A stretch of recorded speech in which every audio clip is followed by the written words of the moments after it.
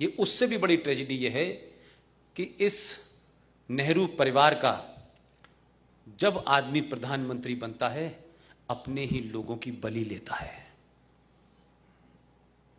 नेहरू जी प्रधानमंत्री बने, इस देश के एक बहादुर आदमी जिसने दुनिया में जाकर के चैलेंज किया, आपके नॉर्थ ईस्ट के इलाके को कब्जा लिया, 40,000 लोगों की फौज बनाई और 26,000 लोग उस फौज के मारे गए। और यहां गाना लता मंगेशकर गा रही हैं कि बिना खड़क बिना ताल दे दी हमें आजादी बिना ढाल के। 26,000 लोग सिर्फ इंडियन नेशनल आर्मी के मारे गए थे, आजाद हिंद फौज के। 21 लाख लोगों को डिवीजन में मारा और पूरे मेरठ से लेके इस इलाके के अंदर सब जगह पेड़ों के ऊपर लाशें लटकी हुई थी। ये इतने लोग मरने के बाद अहिंसा से आजादी मिली थी आपको? ये नैरेटिव क्रिएट किया क्योंकि उनको मालूम था कि अगर दूसरा इतिहास पढ़ाएंगे तो ये बौने लोग जो है सत्ता से बाहर आ जाएंगे जिन्होंने अंदर सांठगांठ कर रखी थी। मेरा गांधी जी से सिर्फ इतना ही कहना है, गांधी जी आपको सत्ता नहीं चाहिए थी, आपको प्रधानमंत्री नहीं बनना था, आपने देश में एक मुकाम प्राप्त कर लिया था, लोग आपकी बात पे यकीन कर रहे थे। आपने देश को एक वादा किया कि मेरी लाश पे पाकिस्तान बनेगा, लेकिन गांधी जी आप हमें कहीं लड़ते हुए तो नजर आते, कहीं धरना प्रदर्शन करते तो नजर आते कि आपने देश के बंटने के खिलाफ कोई धरना दिया, प्रदर्शन किया, आपने जिद अटली, आपने नेहरू जी को भी साइडलाइन कर दिया होता तो हम मानते कि आपने कुछ ईमानदारी से काम किया। लेकिन आप किस किस बात पे अड़ गए कि 14 में से 1 वोट नहीं मिला, कहा कि नेहरू की हार तो मेरी हार है। आपने उस जमाने के हाई मॉरल ग्राउंड लोगों के उस इमोशन को एक्सप्लॉइट किया, उन्होंने छोड़ दिया। पूछिए एटली साहब जब हिंदुस्तान आए थे, क्योंकि भारत को जब तथाकथित आजादी के दस्तावेजों पे साइन हो रहे थे तो सीआर एटली यहां आए थे आजादी के बाद में बंगाल में, और बंगाल में जो गवर्नर थे उस गुप्तगू का पूरा जिक्र है, वो बातचीत जो उनके बीच में हुई है इट्स अवेलेबल। उन्होंने पूछा गवर्नर साहब ने कि ऐसी क्या वजह थी, सब चीजें तो फिजिल आउट हो चुकी थी, कोई रेजिस्टेंस नहीं था, आप भारत से क्यों गए? सीआर एटली का जवाब है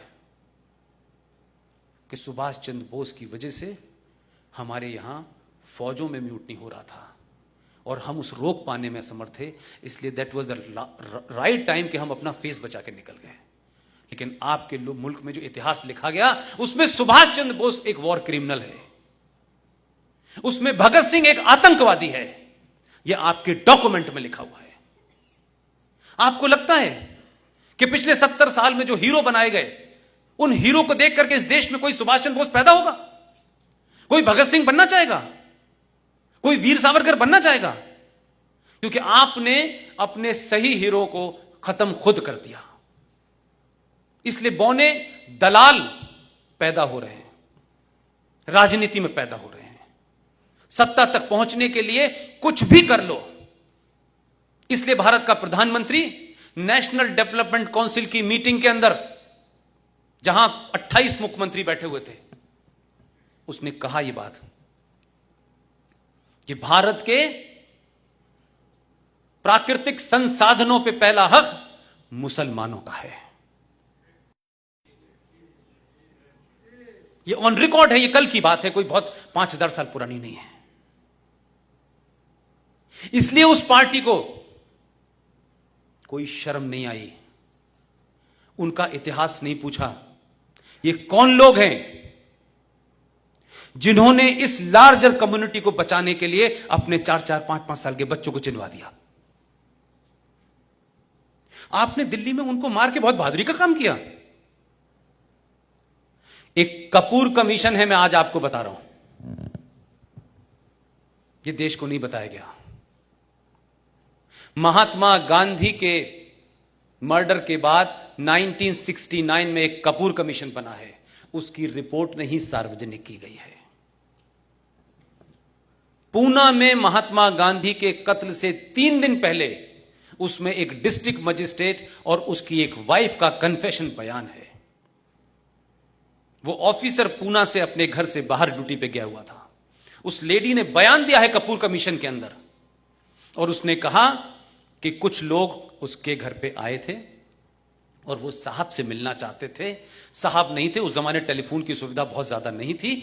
उन्होंने अपने पूरे रिटर्न उसमें लिखा है, वो भी कोई बड़ी अफसर थी, उसने कहा कि 3 दिन पहले महात्मा गांधी की हत्या से जो लोग आए थे, उन्होंने कहा कि पुणे के अंदर ब्राह्मणों के खिलाफ बहुत बड़ा षड्यंत्र हो रहा है और काफी लोग मारे जाएंगे क्योंकि गांधी जी की हत्या होने वाली है।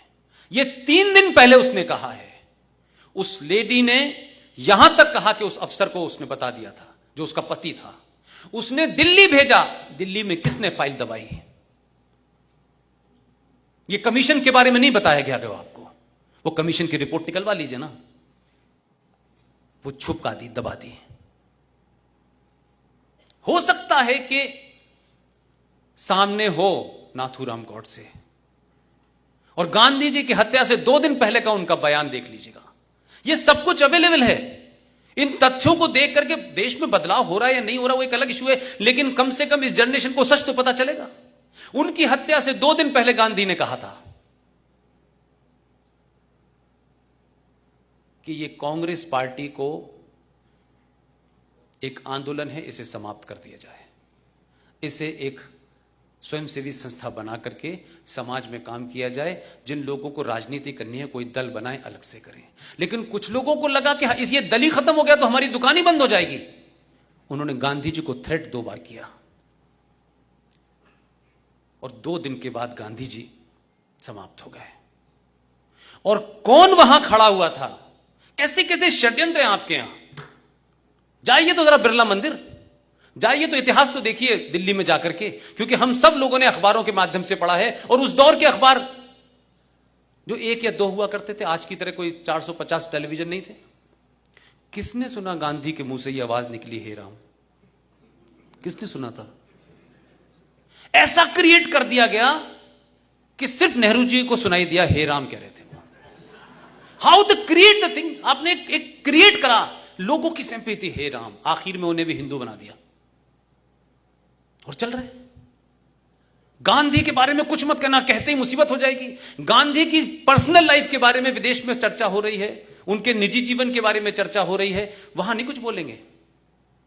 लेकिन जैसे ही इस देश में भारतीय जनता पार्टी और आरएसएस को कॉर्नर करना हो तो 2 एजेंडे लेके खड़े हो जाओ कि आरएसएस तो वो पार्टी है, वो संगठन है जिसका गॉड से जो था मेंबर था। और ये देखिए, ये तो वीर सावरकर के समर्थक हैं। तो ये बड़ा अच्छा है, जैसे ही वो ये बोलते हैं ये बेचारे डिफेंसिव हो जाते हैं। अब ये डिफेंसिव नहीं हो रहे, अब उनको संकट लग रहा है, इसे नया क्रिएट करो। तो इस बार क्या हुआ कि उन्होंने कहा कि अच्छा, जिसको तुमने हिंदू आतंकवादी क्रिएट किया था वही हम उसके खिलाफ उतार देते हैं, जो हिंदू आतंकवादी थ्योरी का जनक था। तो राजनीति में आदर्शवाद नहीं चलता है। हम ये कहें कि राजनीति एक अलग चीज है, तो राजनीति के जो नियम हैं वो आपको अच्छे लगें या ना लगें, आप उसी से आप जीत सकते हैं। जब आप आदर्शवादी थे, ये तमाम संघ के लोग होंगे यहां, इन्हीं का संगठन, इन्हीं की Bharatiya Janata party political training लोग लेते हैं, जाते हैं। मैं गलत कह रहा हूं साहब? मैं गलत कह रहा हूं? आपसे जुड़े हुए लोग होते हैं, वो चले जाते हैं राजनीति में। जब वो राजनीति में चले जाते हैं तो उनका अपना एक राजनीति के खेल है। ये क्या कर रहे थे बेचारे? ये 5000 साल पुरानी अपनी आदर्श समाज में बेचारे जी रहे थे कि जैसे हम ईमानदार हैं, दुनिया भी ईमानदार होगी, और अगर नहीं होगी तो हमको देख देख के हो जाएगी। 100 साल से बेचारे ये कर रहे थे। तो जो स्वयंसेवक यहां से जाकर के जब राजनीति करने जाता था तो थोड़े बहुत तो उसमें गुण रहते थे इनके। तो जब तक ये आदर्शवाद से लड़े तब तक पार्लियामेंट में ये 1 फूल 2 माली थे। लेकिन जब इनको समझ में आ गया कि फुटबॉल के ग्राउंड में हॉकी के नियम नहीं चलेंगे, तो जब इन्होंने नियम बदले तो अब हाहाकार मचा हुआ है। ये 2 घुमा रहे हैं भाई, ये 2 चला रहे हैं।